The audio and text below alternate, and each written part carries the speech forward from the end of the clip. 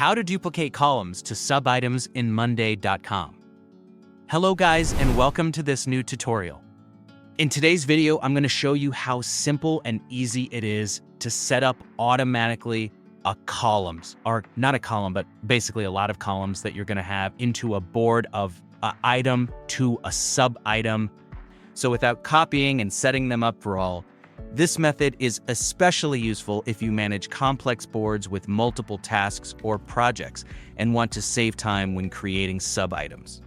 Instead of manually replicating each column, you can automatically duplicate all relevant columns to sub-items, keeping your workflow organized and consistent.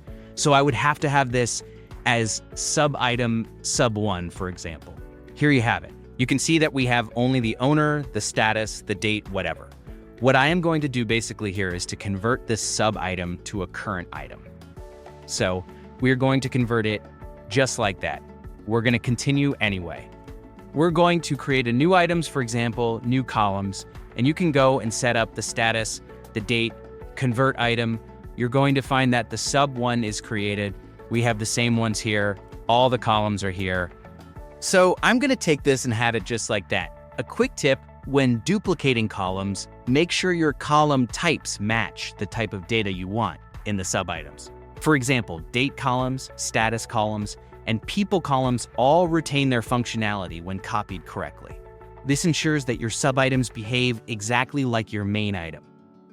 We can go ahead and convert it into a sub-item into audio filtering.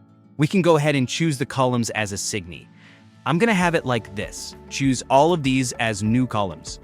As new columns, the more columns that you have, the more struggle that you're going to create for yourself.